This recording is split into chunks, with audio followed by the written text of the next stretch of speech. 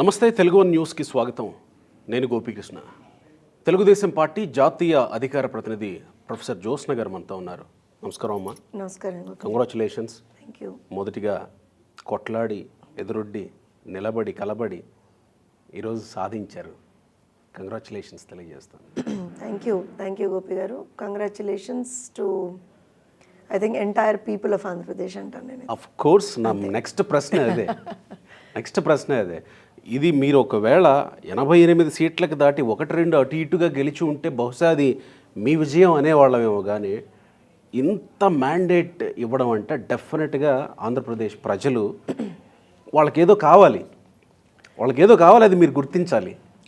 గోపి గారు, నాకు తెలిసి మీ ఇంటర్వ్యూస్లోనే చాలా సందర్భాల్లో నేను చెప్పాను, ప్రజలు ఎప్పుడు కూడా తిరుగుబాటును సహించరండి, అణిచివేతను సహించరు. First thing.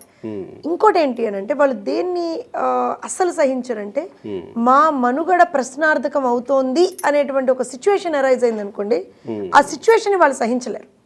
మనం గత 5 సంవత్సరాల్లో ఏం చూసామనంటే ప్రజల మనుగడ ఒక ప్రశ్నార్థకంగా తయారైపోయినటువంటి పరిస్థితి.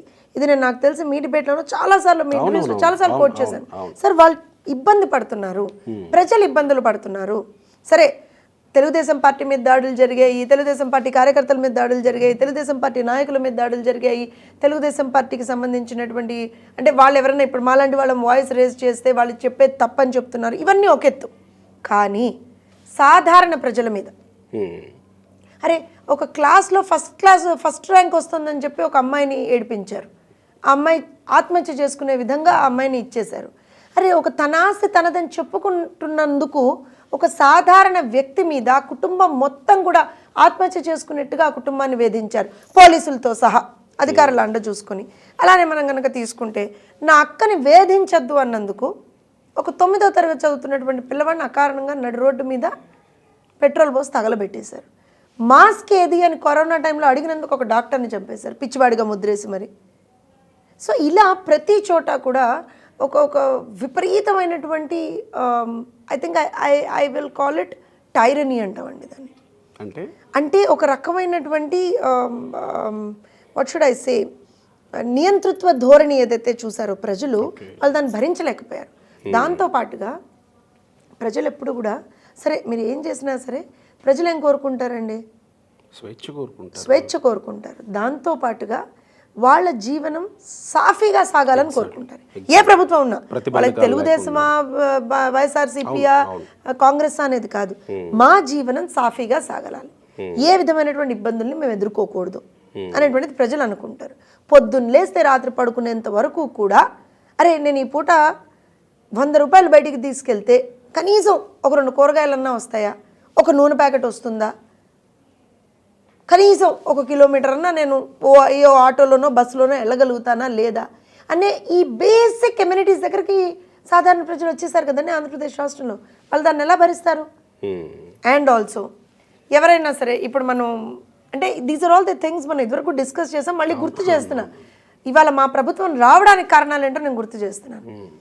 ఎవరైనా సరే ఏం ఆలోచిస్తారంటే సరే నేను ఇన్ని కష్టాలు పడ్డాను కదా, నా పిల్లలు సుఖంగా ఉండాలని ఆలోచిస్తారు, నా పిల్లలు ఏ విధమైనటువంటి ఇబ్బందులు పడకూడదని ఆలోచిస్తారు, వాళ్ళు ప్రాపర్గా చదువుకొని మంచిగా ఉద్యోగాలు చేసుకోవాలని ఆలోచిస్తారు, నా పిల్లలు నా కళ్ళ ముందర ఉండాలని ఆలోచిస్తారు. Simple sir. ఎక్కడో ఏ దేశం వెళ్ళి ఎంత చదువుకున్నా సరే మంచిగా ఉండాలని ఆలోచిస్తారు. ఇవేవి 5 సంవత్సరాల వైఎస్ఆర్సీపీ పాలన జరగలేదు. సో కర్ణుడి దీనికి 100 కారణాలు అన్నట్టుగా జగన్మోహన్ రెడ్డి ఓటమికి ఇవాళ రోజున 1,00,000 కారణాలు తీసుకురావచ్చు. అన్నిటికన్నా ఎక్కువగా అహంకారం, జగన్మోహన్ రెడ్డి నియంతృత్వం, జగన్మోహన్ రెడ్డికి ఉన్నటువంటి అహంకారం. నేనున్నా నాదే, నువ్వెవడివి అడగడానికని ప్రతివాడిని అంటే నువ్వెవడివి అన్న చోటున ప్రజలు నువ్వెవడివి అని అడిగారు ఇవాళ రోజున. ఎమ్మెల్యేని కొట్టడంతోనే ఒక సంకేతం వచ్చిందేమో ఆ రోజు పోలింగ్ రోజు, అంతేగా. దానికన్నా ముందర అన్నాబత్తుని శివకుమార్ మీద జరిగేటువంటి దీనికన్నా ముందర మాచర్లో తెలుగుదేశం పార్టీ పోలింగ్ ఏజెంట్ తల పగలగొడితే మంజుల అయినా సరే తల కట్టు కూర్చుంది అక్కడ. నువ్వెంత అంటే నేనంత చలో చూసుకుందాం అని కూర్చుంది. అంటే నేను ఇట్స్ నాట్ నేను జరిగిపోయిందని ఇప్పుడు ఏదో ఇదిగా మాట్లాడడం కదా గోపి గారు. ఏంటంటే అదే చెప్తున్నాను, మీరు అంతగానం కూడా విర్రవేయకూడదు. ఇప్పుడు మేమైనా అధికారం వచ్చింది మాకు. మీరు గమనిస్తే చంద్రబాబు నాయుడు గారు ముఖ్యమంత్రిగా ప్రమాణ స్వీకారం చేస్తున్నారు ఎల్లుండి. నాలుగో దఫా ప్రమాణ స్వీకారం చేస్తారు ఆయన ముఖ్యమంత్రిగా. మేము 4 సార్లు చంద్రబాబు నాయుడు గారి ప్రభుత్వం 3 సార్లు, అంటే ఉమ్మడి ఆంధ్రప్రదేశ్లో 2 సార్లు, విభజన ఆంధ్రప్రదేశ్లో 1 సారి, ఇప్పుడు 4వ సారి అవుతుంది. అన్న నందమూరి తారక రామారావు గారి టైంలో ఆయన ముఖ్యమంత్రిగా చూసాం. అంటే ఎన్నిసార్లు తెలుగుదేశం పార్టీ అధికారంలో వచ్చినా సరే మేము అంతే సబ్మిసివ్గా ప్రజలకు ఉన్నాం. అధికారం వచ్చిందని మేము విర్రవేగలేదు, ప్రతిపక్షంలోకి మమ్మల్ని పంపించారని చెప్పి మేము ఏ రోజున కూడా డిప్రెస్ అవ్వలేదు. మీరు గుర్తుంచుకోవాల్సిన ఇంకొక విషయం ఏంటంటే, ప్రజలు, ఆంధ్రప్రదేశ్ ప్రజలు ప్రత్యేకంగా సైలెంట్గానే ఉంటారు, రోడ్ల మీదకి రారు, అరవరు, ఓ గగ్గోలు పెట్టరు. వాళ్ళ టైం వచ్చినప్పుడు వాళ్ళు బయటకు వస్తారు, వాళ్ళ టైంలో వాళ్ళకి ఏం కావాలో వాళ్ళు సైలెంట్గా తీసుకుపోతారు అనేది దీని ద్వారా మనకి రుజువైనట్టు అయింది. డెఫినెట్లీ నేను అదే చెప్తున్నానండి. నేను ఎందుకు చెప్తున్నాను అని అంటే, ఇవాళ మాకు 164 మ్యాండేట్ ఇచ్చారు ప్రజలు అని చెప్పి మేము నిజంగా కూడా చాలా గర్వంగా ఫీల్ అవుతున్నాం. కానీ అట్ ద సేమ్ టైం మా మీద చాలా బాధ్యత పెరిగింది. మీరు అన్నట్టుగా ఏదో బొటాబొటిగా మేము గెలిచామనుకోండి, కొంచెం అంటే అప్పుడు కూడా మాకు ఛాన్స్ ఉండేది కాదు, అక్కడ ఉన్న చంద్రబాబు నాయుడు గారు. కానీ స్టిల్ కొంచెం అన్న ఒక ఆప్షన్ ఉండేదేమో అనిపించుకునేవాడు. కానీ ఇప్పుడు మా మీద బాధ్యత చాలా పెరిగిందండి. అంటే మీ నాయకులు, మీ అధినేత ప్రచారం చేస్తూ పదే పదే ఒక మాట అనేవాళ్ళు, మీరేదో ఒక 110, 120 సీట్లతోనే గెలిపిస్తే పరిశ్రమలు పెట్టేవాళ్ళు లేకపోతే ఈ రాష్ట్రం వైపు చూసేవాళ్ళు అంత నమ్మకంగా రారు, 160కి పైగా గెలిపిస్తేనే వాళ్ళకు ఒక నమ్మకం వస్తుంది. సో ఆ దిశగా మమ్మల్ని గెలిపించడం మీ నాయకులు చాలా మంది చెప్పారు. ప్రజలు కూడా అదే అనుకున్నట్టున్నారు. నేను అదే చెప్తున్నాను. అది చెప్పినప్పుడు కూడా మేము దానికి రీజనింగ్ ఇచ్చాం. ఇప్పుడు నేను మీ ఇంటర్వ్యూలో కూడా ఐ థింక్ జస్ట్ ఒక 1 వీక్ బిఫోర్ ది ఎలక్షన్స్ కూడా నేను ఇంటర్వ్యూ ఇచ్చినప్పుడు నేను చెప్పాను, సార్ మేము 150+ చెప్పండి అని చెప్పాను. నేను మీకు ఎందుకు చెప్పాను అని అంటే, మేము అప్పుడు కూడా ఇప్పుడు అధికారం ఎప్పుడైనా అధికారమే, 110తో వచ్చిన అధికారమే, 150తో వచ్చిన అధికారమే. కానీ అక్కడ కూడా మేము రాష్ట్రం గురించి ఆలోచించాం.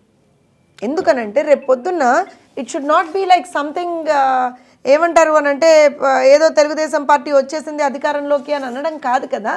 రాష్ట్రానికి మేము ఏదో చెయ్యాలనే ఉద్దేశంతో కదా మేము అధికారంలోకి వచ్చింది.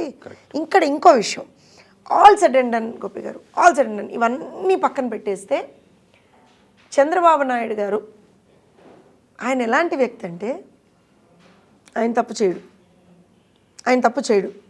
ఆయన పక్కన ఉన్నవాడిని తప్పు చేయనీడు, ఎవడన్నా తప్పు చేస్తే వాడిని వదిలిపెట్టడు. ఈ మాట నేను ఎందుకు చెప్తున్నాను అంటే, క్షమించమని అడిగితే సరే పోనీలే అనే తత్వం అంట కదా. లేదు సార్, గతంలో ఐఎమ్ సారీ, అది గతమా? గతం అని కాదు. అంటే ఆయన ఎప్పుడైనా సరే అది ఎవరిని చేస్తారు, ఆయన తిట్టారనుకోండి వదిలేస్తాడు ఆయన.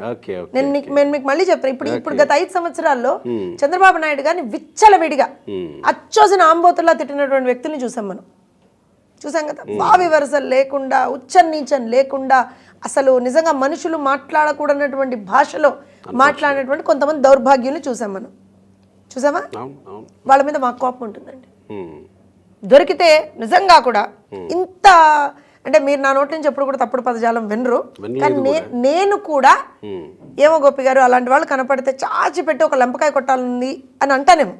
కానీ చంద్రబాబు నాయుడు గారు అలాంటి వాళ్ళు కనపడితే ఇలా వెళ్ళిపోతారు. అంటే ఐ టెల్ యూ వై. ఆయన అంటే వాస్తవానికి నిజంగా కూడా నార్మల్గా ఎవరైనా తిట్టినా చేసినా దాన్ని ఆయన మర్చిపోతారేమో. కానీ 5 సంవత్సరాల్లో జరిగింది ఏంటంటే, రాష్ట్రాన్ని నాశనం చేశారు, రాష్ట్రంలో ఉన్నటువంటి యువత యొక్క భవిష్యత్తును నాశనం చేశారు, ఒక తరాన్ని వీళ్ళు నాశనం చేశారండి. తరాన్ని నాశనం చేశారని ఎందుకు చెప్తున్నా అంటే, సరే ఫైనాన్షియల్ ఇండిసిప్లిన్ ఇవన్నీ మనం మాట్లాడుకున్నాం ఇదివరకు కూడా, ఇవన్నీ మేము రెక్టిఫై చేసుకుంటాం. చంద్రబాబు నాయుడు గారు చేయగలుగుతారు. ఇప్పుడు రాష్ట్రం ఒక ఫైనాన్షియల్ ఇండిసిప్లిన్లో ఉంది, దాన్ని మళ్ళీ గాడిలో పెట్టగలుగుతారు, పరిశ్రమల్ని తీసుకురాగలుగుతారు, మళ్ళీ రాష్ట్రాన్ని బ్రహ్మాండంగా ముందరకు తీసుకెళ్ళగలుగుతారు. కానీ 5 సంవత్సరాల్లో మద్యానికి, అంతకన్నా ఎక్కువగా గంజాయికి, మత్తు పదార్థాలకి యువతని బానిసలు చేశాడు జగన్మోహన్ రెడ్డి. మరి ఇప్పుడు వాళ్ళందరికీ ఇది అవసరమేమో కదా, రీహాబిలిటేషన్ అవన్నీ. కానీ నేను ఏమంటున్నా అంటే, దాన్ని చంద్రబాబు నాయుడు గారు వదిలిపెట్టరు.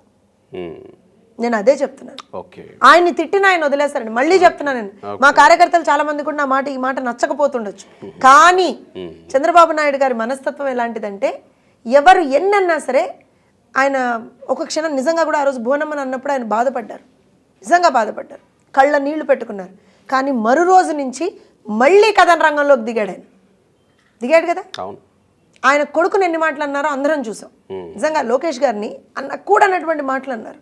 అయినా సరే తట్టుకొని, ఇందాక మీరు స్టార్టింగ్లో ఒక మాట అన్నారు, కలియబడి పోరాడి దేనికంటే దానికని చెప్పి వచ్చారని చెప్పారు.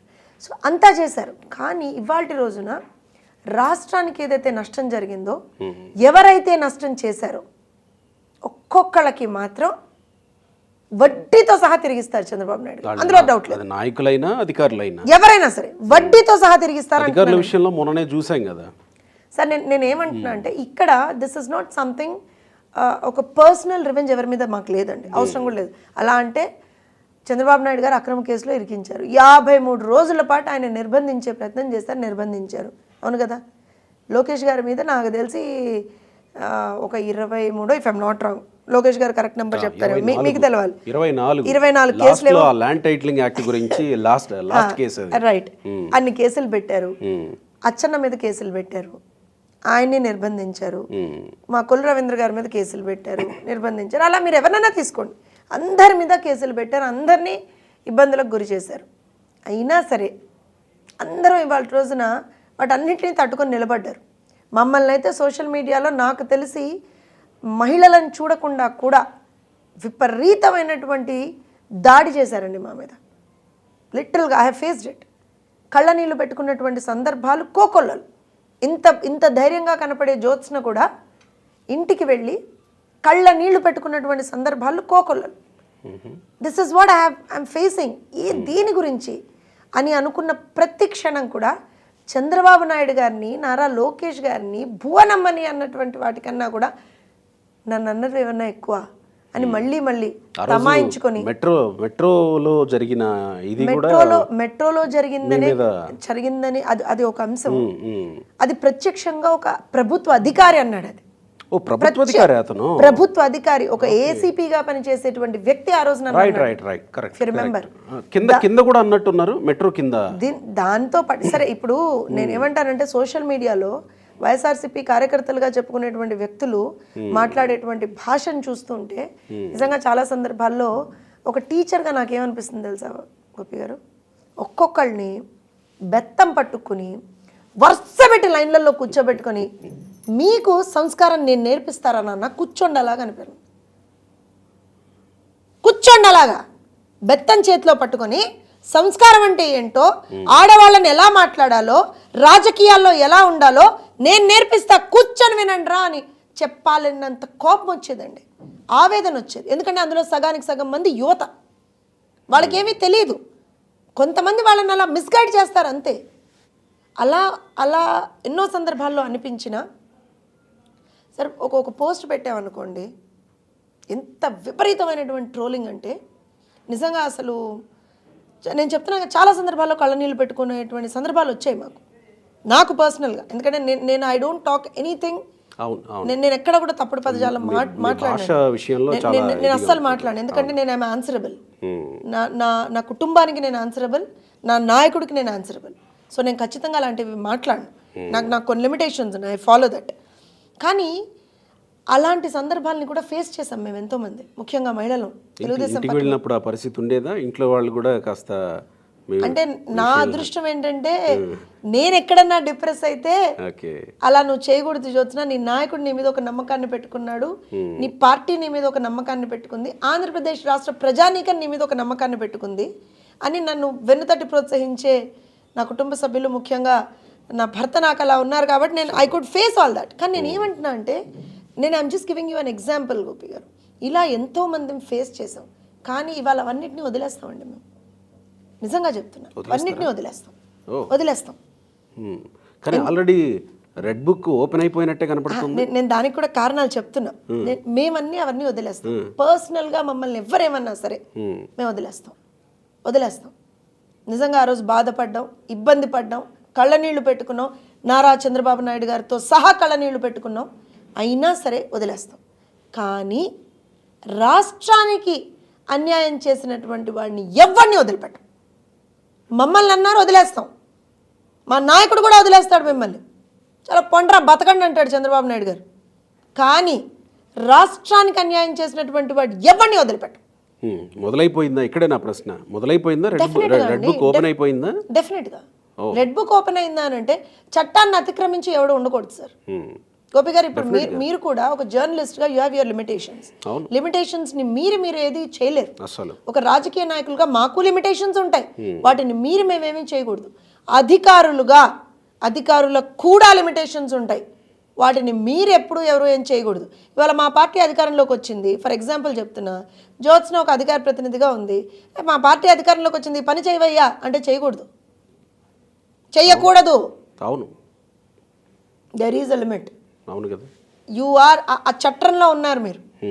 సో అది కాకుండా అధికారంలో ఉన్నప్పుడు విర్రవీకి ఇష్టారీతిన లాని కూడా చేతుల్లోకి తీసుకొని రఘురామరెడ్డి లాంటి వాళ్ళు, పొన్నవోలు సుధాకర్ రెడ్డి లాంటి వాళ్ళు, ఇంకా కోట్ చేయమంటే ఇంత లిస్ట్ ఉంది. మరి ఇలాంటి వాళ్ళు చట్టాన్ని తమ చేతుల్లోకి తీసుకొని చెయ్యకూడనటువంటి పనులు చేసినప్పుడు, ఇప్పుడు ఒక ఇద్దరు పేర్లు చెప్పారు, ఇంకా మీకు పార్టీలోనున్న అధికార ప్రతినిధుల కన్నా ఏమన్నా తెలుసా? రెడ్ బుక్ లో ఎవరెవరి పేర్లు ఉన్నాయి, ఇంకా లిస్ట్ ఏముంది అనే? లోకేష్ గారు is very smart in that sense. అంటే నేను ఎందుకు చెప్తున్నానంటే, నేను ఇది ఎందుకు ఆ లిస్ట్లో ఆ బుక్లో ఆ పేర్లు ఉన్నాయో లేవో నాకు తెలియదు, కానీ నేను మీకు వాళ్ళు చేసిన తప్పుల్ని చెప్పాను. సో డెఫినెట్గా తప్పు చేసిన వాళ్ళని అయితే ఎవరిని వదిలిపెట్టం. ఆ బుక్లో అయితే ఆ పేర్లు ఉంటాయండి. జోస్ని తప్పు చేసినా ఆ బుక్లో ఉంటుందండి. జోస్ని తప్పు చేసినా ఆ బుక్లో ఉంటుంది. నేను ఈ విషయం కూడా చెప్తున్నాను. అందులో ఉండేది అధికారుల, నాయకుల అనేది ఇంకా కన్ఫ్యూజన్ ఉంది జనాలకి. నేను ఒక విషయం చెప్తాను, వాళ్ళ పరిధికి మించి ఎవరైనా పరిధిని దాటి చట్టాన్ని అతిక్రమించి ఎవరైనా పని చేస్తే, అది నాయకులైనా అధికారులు ఎవరైనా సరే. ఎందుకని చెప్తున్నాను అని అంటే, మీరు ఒక ఎమ్మెల్యే అయితే ఎమ్మెల్యేగానే ఉండాలి, మీరు వీధి రౌడీగా ఉండకూడదు. So you're crossing your limits there. So boss, when you're crossing your limits, we're there to get you back into your limits. We're there. నేను ఇందాక అదే చెప్పాను. సో పద్ధతిగా, సాంప్రదాయంగా, చట్టపరంగా ఎవరెవరికి ఏ రకంగా బుద్ధి చెప్పాలో ఆ రకంగా బుద్ధి చెప్తాం, శిక్షలు పడేటట్టుగా చేస్తాం. సిస్టమ్ సెట్ అవుతుంది అంటారు. డెఫినెట్గా. అక్కడ నేను ఒక విషయం చెప్తాను, సిస్టమ్ సెట్ అవుతుందా జ్యోత్స్న గారు అని మీరు నన్ను అడగకూడదండి. ఎందుకో చెప్తాను. అక్కడ ఉన్న చంద్రబాబు నాయుడు గారు, నేను ఇందాక అందుకే ఆ మాట చెప్పాను మీకు. ఇవన్నీ మనం మాట్లాడుకుంటున్నాం. మీలాంటి వారు కూడా వెళ్ళి, మీరు లోకేష్ గారిని ఇంటర్వ్యూ చేశారు, మీలాంటి వారు కూడా వెళ్ళి, సార్ ఇప్పుడు రెడ్ బుక్లో ఈ పేర్లు ఉన్నాయంటే సార్ ఏంటి సార్ వీళ్ళ పరిస్థితి అని అడిగారు అనుకో, అమ్మ చట్టం తన పని తాను చేసుకుపోతుందని చెప్తారు ఆయన. మీకు తెలియదు కదా, నేను సంవత్సరాలుగా మొదటిసారి గెలిచిన తర్వాత కూడా అదే మాట అన్నారు ఆయన. సో నేను ఏమంటున్నాను అని అంటే, చంద్రబాబు నాయుడు గారు ఆ వ్యక్తి ఎలాంటి వ్యక్తి అంటే, తను తప్పు చేయడండి. నేను మళ్ళీ రీట్రేట్ చేస్తున్నాను, చేసేవాడిని చేయనివ్వరు, తన పక్కన ఉన్న వాళ్ళని ఎవరిని తప్పు చేయనివ్వరు అని. అట్ ద సేమ్ టైం ఎవరన్నా తప్పు చేస్తే వాళ్ళని క్షమించరాని. ఇక్కడే మీరు ఇంత చెప్తున్నారు చంద్రబాబు గారి గురించి, లోకేష్ గారి గురించి, తర్వాత టీడీపీ పార్టీలో ఉండేటువంటి మీలాంటి నాయకులు కూడా కొంతమంది, కానీ ఇంకా ప్రమాణ స్వీకారం కూడా చెయ్యక ముందే జగన్మోహన్ రెడ్డి 2 ట్వీట్లు చేశారు, మాజీ ముఖ్యమంత్రి. మొదటి ట్వీట్, కార్యకర్తల్ని ఇబ్బందులు పెడుతున్నారు, ఈ చట్టం చేతుల్లోకి తీసుకుంటున్నారు, ఇక్కడ ఇది లేకుండా, లా అండ్ ఆర్డర్ లేకుండా పోతుంది అనేది అదే. రెండో ట్వీట్ కూడా అదే. ఓ మాజీ ముఖ్యమంత్రి, జస్ట్ ఒక 4-5 రోజుల కిందట అధికారం కోల్పోయిన మాజీ ముఖ్యమంత్రి ఆ ట్వీట్ పెట్టడానికి కారణమయ్యారేమో కదా రాష్ట్రంలో. అంటే నిన్నే అండి కర్నూలులో మా కార్యకర్తని చంపేశారు. అధికారంలో ఎవరున్నారండి?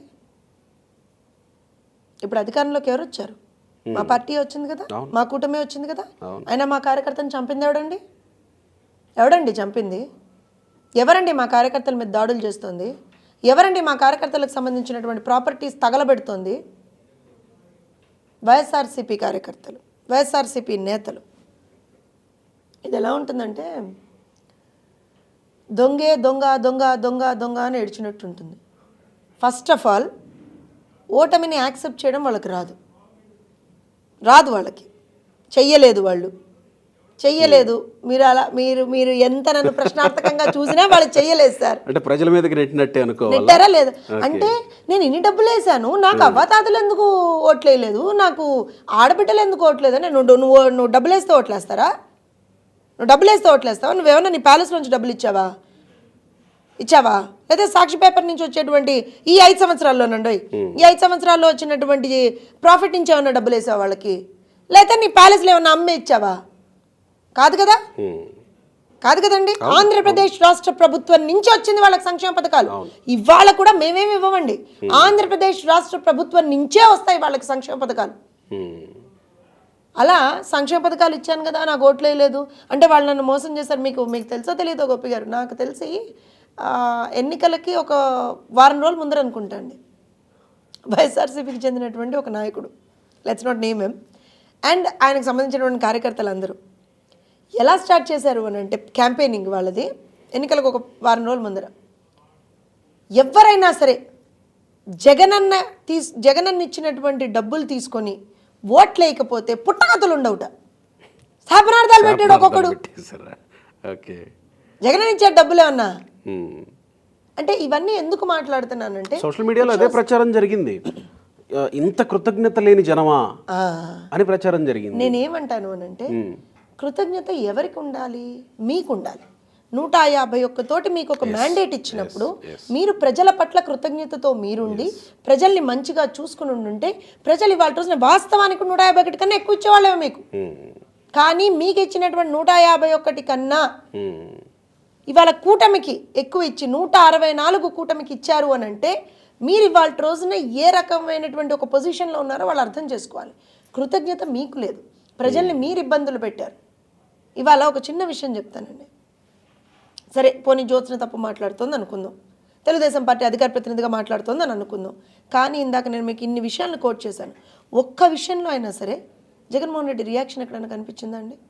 ఒక మాస్క్ అడిగిన పాపానికి ఒక డాక్టర్ని, డాక్టర్ సుధాకర్ గారిని నడి రోడ్డు మీద పెడరెక్కలు విరిచి భగభగ మండే ఎండలో నడి రోడ్డు మీద ఒంటి మీద బట్టలు లేకుండా షర్ట్ లేకుండా పెడరెక్కలు విరిచి ఆయన రోడ్డు మీద పడుకోబెట్టింది మర్చిపోయాడా జగన్మోహన్ రెడ్డి? ఆ రోజు ఎందుకు మాట్లాడాలా జగన్మోహన్ రెడ్డి? పిచ్చివాడుగా ఆయనకి ముద్ర వేసి ఆయన చంపేసినప్పుడు ఎందుకు మాట్లాడాలా జగన్మోహన్ రెడ్డి? ఇవన్నీ నేను మాట్లాడచ్చు. ఇంతకు మించి చాలా జరిగాయి రాష్ట్రంలో. నేను ఇప్పుడు మాట్లాడితే మళ్ళీ జ్యోత్స్న గారు మీరు ఒక తప్పుడు పదజాలం వాడుతున్నారేమో అని అంటారేమో, కానీ ఒక స్టేట్ స్పాన్సర్డ్ టెర్రరిజం నడిచింది గోపి గారు 5 సంవత్సరాలు. ఇది మీరు ఇప్పుడు అంటున్నారేమో, చాలా మంది ముందే మాట్లాడేశారు, నేను కూడా ముందర అన్నా. కానీ అంటే ప్రభుత్వ ప్రాయోజిత హింస రాష్ట్రంలో జరిగినప్పుడు ప్రజలు ఎందుకు ఊరుకుంటారు సార్? నేను అదే చెప్తున్నా, ఇక్కడ ప్రజల యొక్క మనుగడ ప్రశ్నార్థకంగా మారింది కాబట్టి వాళ్ళు జగన్మోహన్ రెడ్డిని వద్దనుకున్నారు, జగన్మోహన్ రెడ్డి అంటే అసహించుకున్నారు. అలాంటి పరిస్థితి మీకు తెచ్చుకున్నది మీరే, మొదటిది. రెండోది, దేన్నైనా ప్రజలు సహిస్తారు కానీ రాష్ట్ర ప్రయోజనాలను మీరు తాకట్టు పెట్టినప్పుడు ప్రజలు సహించరు. అదే జరిగింది. ఇప్పటికైనా సరే జగన్మోహన్ రెడ్డి గారికి ఒక సలహా, అంటే ఆయన సలహాలు తీసుకోడు, కాకపోతే ఇవ్వడం మన బాధ్యత.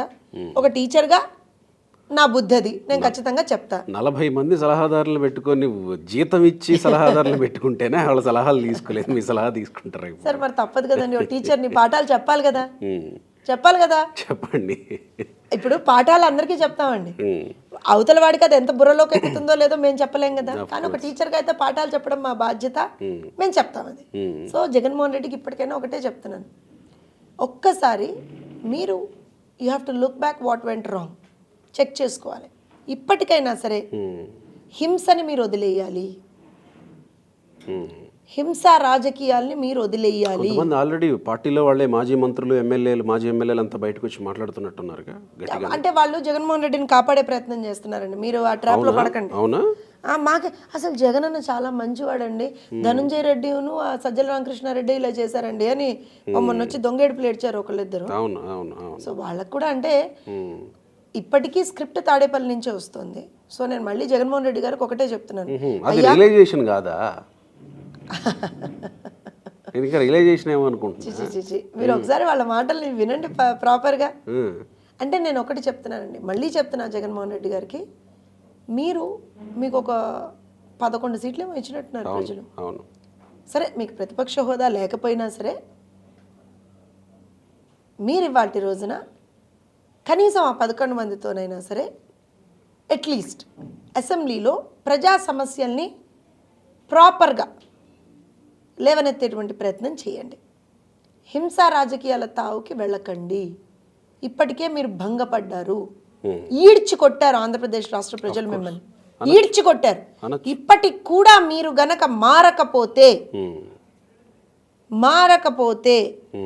మీ పార్టీ ఉండదు, మీరుండదు, ఎవరు ఉండరు. ఆ ఈడ్చి కొట్టారనే పదంలో ఇప్పటికి కూడా మారకపోతే అని అనేవాళ్ళు, మారాల్సిన అవసరం ఉన్న వాళ్ళు ఇంకెవరు లేరు అక్కడ అసెంబ్లీలో.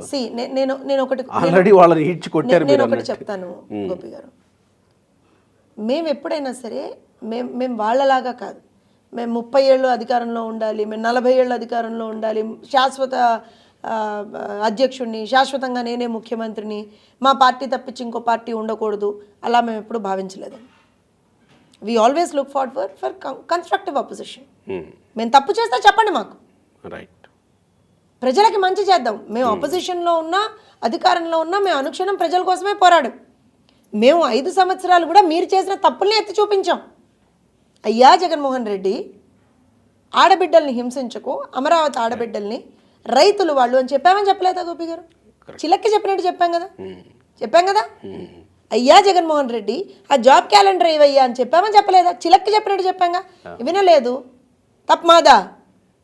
మేము ప్రతిపక్షంగా మా బాధ్యతను సక్రమంగా నిర్వర్తించామండి. తప్పు మీది కాదు, ప్రజలదంట. వాళ్ళు అట్లా ఫీల్ నేను చెప్తున్నాను. So what I mean to say is, ఇప్పటికైనా సరే మారండి. హింసకి తావు లేకుండా ఒక రాజకీయ పార్టీ ఏ రకంగా ఉండాలో ఆ రకంగా ఉండండి. పర్సనల్ క్యారెక్టర్ అసాసినేషన్స్ ఇవన్నీ చేయడం అనేటువంటిది పద్ధతి కాదు. బహుశా ఈ పాఠాలు సరిపోతాయేమో ఇప్పుడు ప్రస్తుతానికి. చాలా పాఠాలే చెప్పారు ఇప్పటి వరకు. I hope they listen. I hope they learn from their mistakes.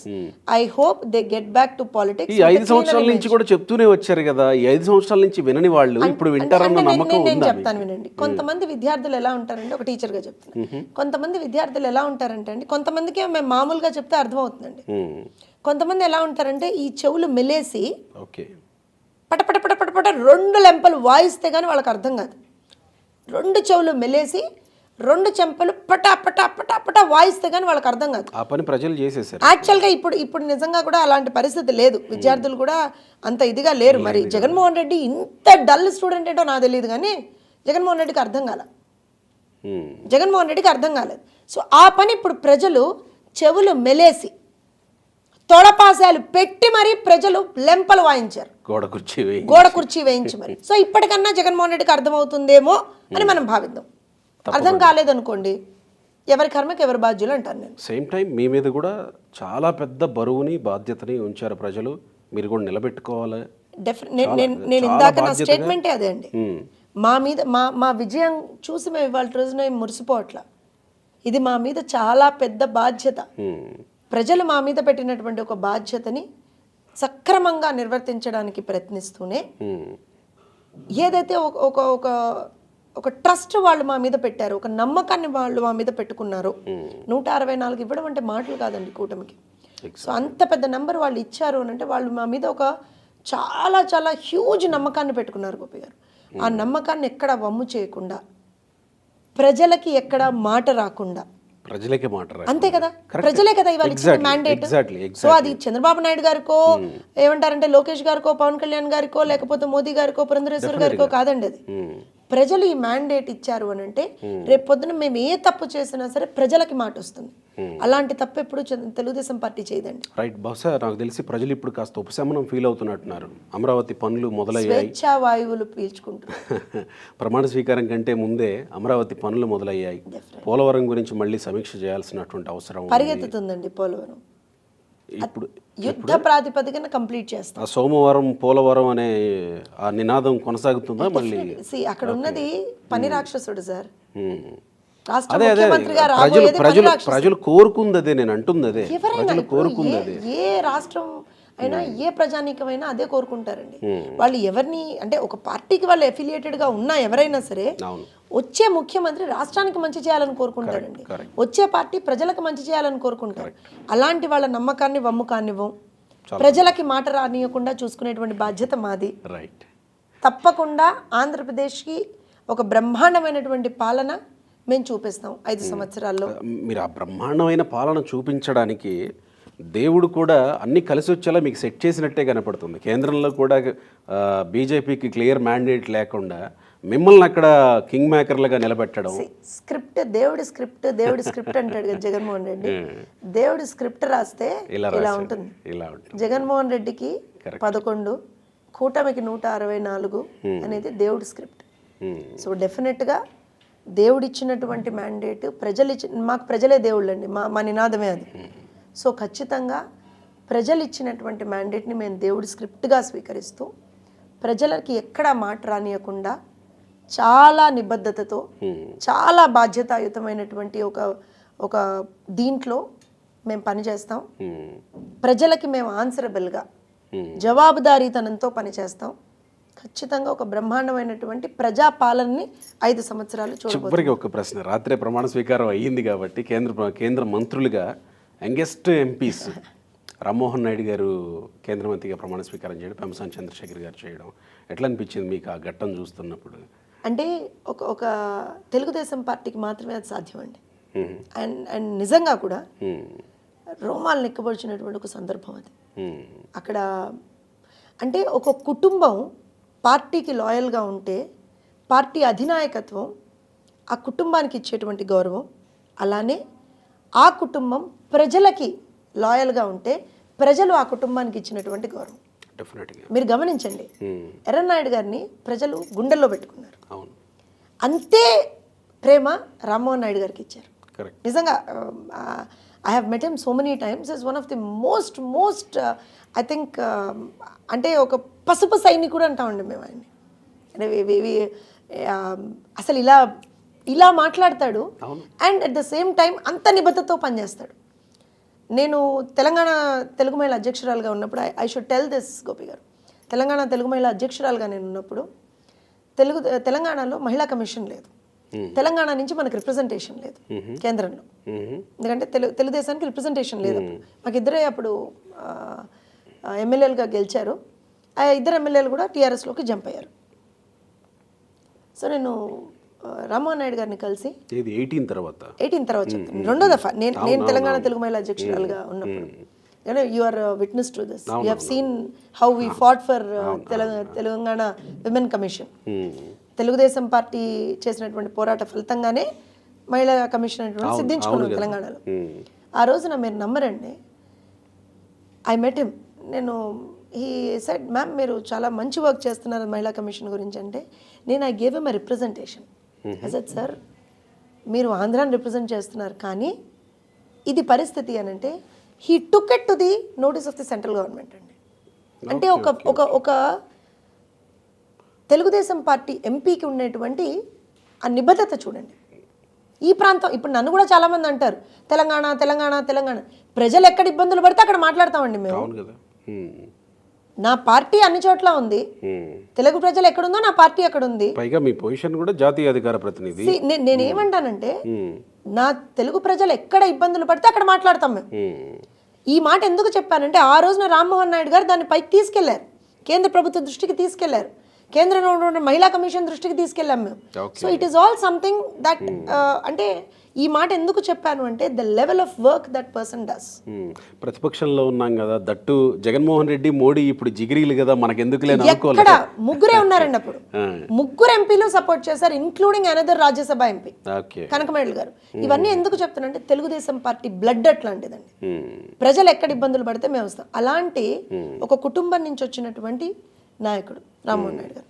సరే ఇప్పుడు నిజంగా కూడా ఆయనకి సెంట్రల్ మినిస్టర్ ఇవ్వకపోతే మాత్రం ఆయన ఏమి అడిగేది లేదు, పెద్దగా ఎవరు ఏమీ ప్రాబబ్లీ అయ్యేది కూడా కాదేమో.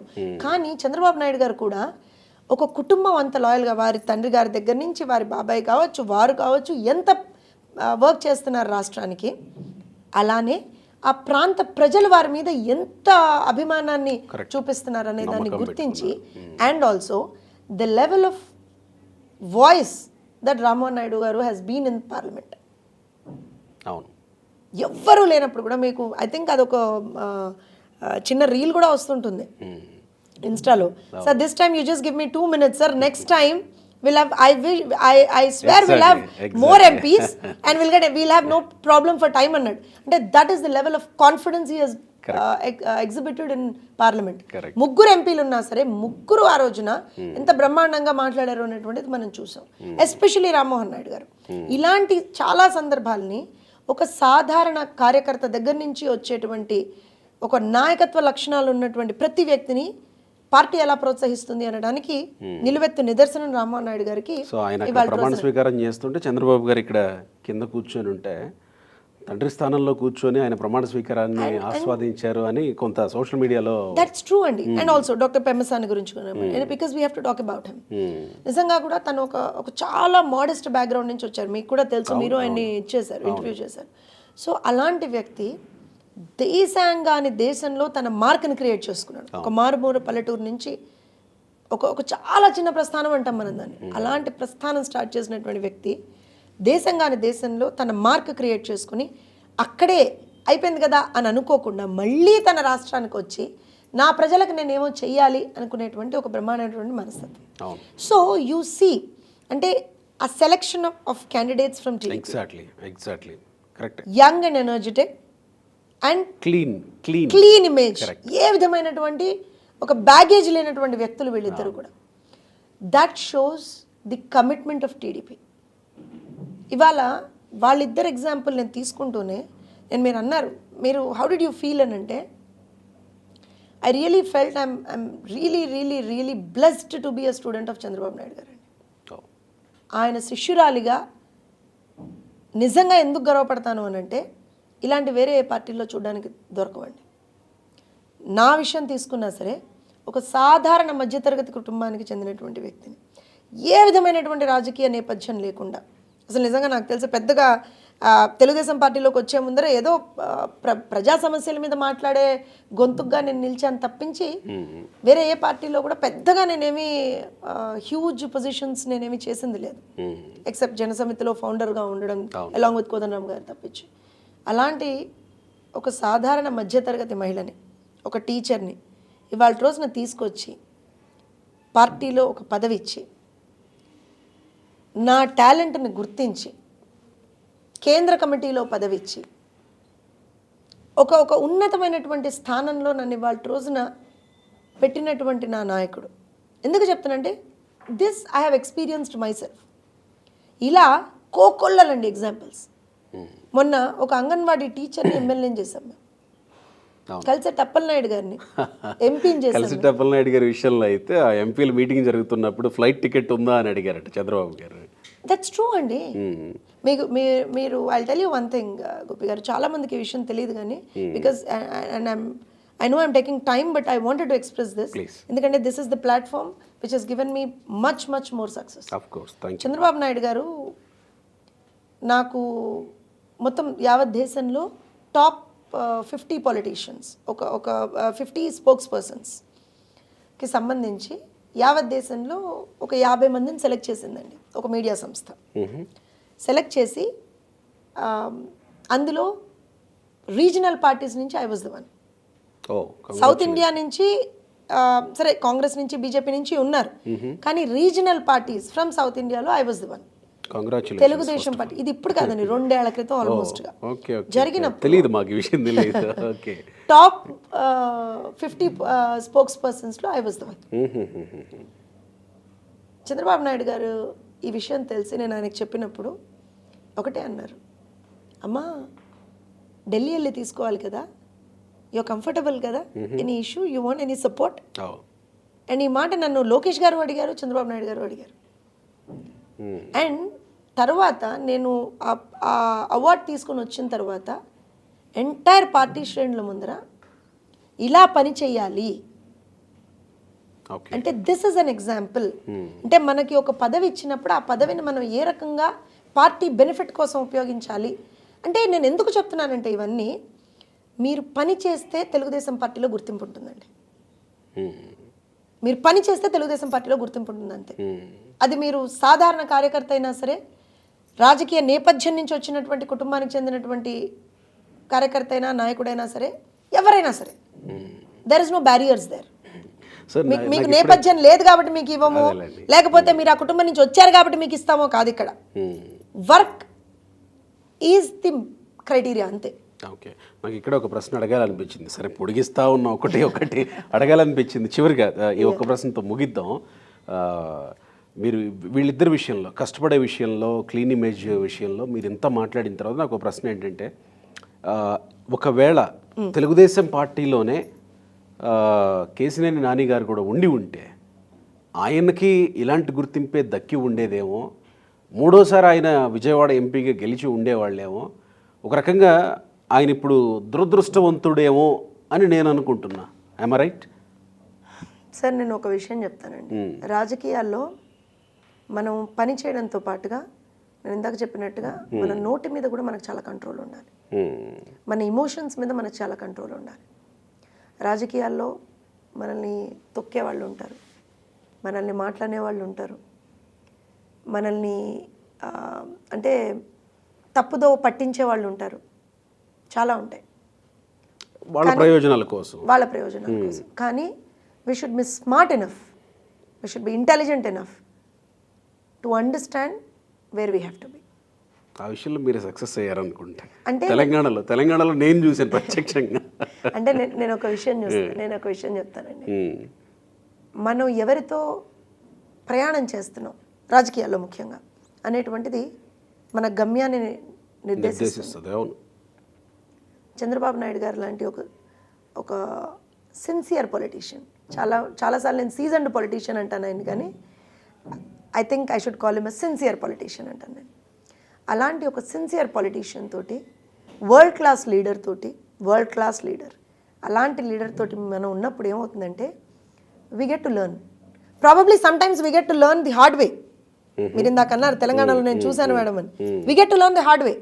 తప్పలేదండి, దెబ్బలు తింటాం, అవమానాలు పడతాం. ఎన్ని జరిగినా సరే నాయకుడు మంచివాడైనప్పుడు, నాయకుడు ప్రోత్సహించేవాడైనప్పుడు, అలాంటి నాయకుడి నీడలో మనం ఉంటే బాగుపడతాం. కేసినేని నాని గారు చేసినటువంటి తప్పది. నాయకుడిని కాదనుకున్నాడు, నీకు నీడనిచ్చినటువంటి నాయకుడిని కాదనుకున్నాడు, నీకు మంచి చేయాలి అనే తలంపు ఉన్నటువంటి ఒక నాయకుడిని కాదనుకున్నాడు. ఇవాళ and I feel sorry for, in fact I shouldn't say this, but I feel sorry for Shweta. ఒక మంచి చదువుకున్న అమ్మాయి అండి, మంచి educated, and I think she had some thought process for the society. బాగా లోకేష్కి కూడా బాగా దగ్గరగా, అంటే ఆబ్వియస్గా ఎవరు పని చేస్తే వాళ్ళు లోకేష్ గారికి దగ్గర అవుతారు. అక్కడ క్రైటీరియా అదే. మీరు ఎవరి కూతురో, ఎవరి కొడుకో, ఎవరి ఇదో అని కాదు, పని చేస్తే.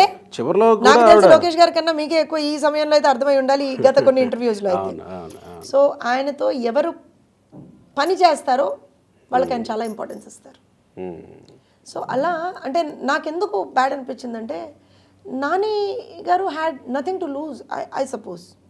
ఆయన ఆల్రెడీ ఎంపీగా చేస్తున్నారు, ఇంకేమయ్యేది అని అనుకున్నాడేమో. ఎక్కడో ఈగో, చాలా డర్టీ ఈగో గేమ్ ఆడాడండి ఆయన. Ego will not work. And also అహంకారం అసలు పనిచేయదండి.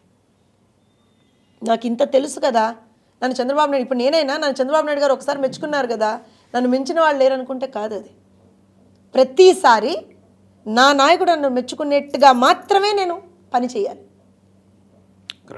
ఇప్పుడు టీవీలో కూర్చుని నేను 2 తప్పుడు పదజాలాలు వాడితే విపరీతమైనటువంటి టీఆర్పీలు వస్తాయి, విపరీతంగా వస్తాయి, లక్షల్లో వ్యూస్ వెళ్తాయి. బట్ నేను అలా అలౌ చేసే వ్యక్తిని కాదు. నేను అనేది ఐఎమ్ నాట్ టాకింగ్ మీరు మాట్లాడరు నేను ఓవరాల్ గా చెప్తున్నాను. కానీ ఎందుకు చెప్తున్నాను అంటే, రోజా గారు లాంటి కొంతమంది నేను చెప్తున్నాను, మనం మాట్లాడిన దానికి మన నాయకుడికి మనం ఆన్సర్ చెప్పుకోవాలి, మన కుటుంబానికి మనం ఆన్సర్ చెప్పుకోవాలి, దేవుడికి ఆన్సర్ చెప్పుకోవాలి, ప్రజలకు ఆన్సర్ చెప్పుకోవాలి. ఇలాంటివన్నీ మర్చిపోయి కూడా నేను ఎందుకు ఇవన్నీ మాట్లాడుతానంటే, కేసినేని నాని గారు చేసిన తప్పదే, ఇష్టారీతన మాట్లాడారు ఆయన. అండ్ ఇవాళ ఆయన చేసినటువంటి తప్పుకి ప్రాబబ్లీ ఆయన కూతురు బలైందేమో అని నేనైతే భావిస్తాను. అంతే అంతే అనుకోవాలి. అంటే because I feel somewhere I feel she had a commitment towards the society ఎక్కడో ఉందనిపించింది. నేను అదే చాలా చెప్తాను, ఫ్యూచర్ ఉన్నటువంటి ఫ్యూచర్ ఉంది. పొలిటికల్గా you get to see very less people who are committed. నాకు పెద్దగా పరిచయం లేదు తను. బహుశా నాకు అనిపిస్తున్నది ఏంటంటే, సరే నాని కేసినేని నాని విషయం పక్కన పెడితే, శ్వేత అనేటువంటి వ్యక్తి టీడీపీలో చాలా దగ్గరగా అందరితో అసోసియేట్ అయ్యి పనిచేస్తున్నటువంటి వ్యక్తి కాబట్టి, ఒకవేళ వాళ్ళు ఏదన్నా గర్వాపసి లాంటిగా ఇదేమన్నా ఆలోచన చేస్తే గనక నాకు తెలియదండి. నేను this is not something that's ఏదో అవుట్ ఆఫ్ ది బ్లూ మీరు ఒక క్వశ్చన్ అడిగారు కాబట్టి నాకు అనిపించిన విషయం చెప్పాను.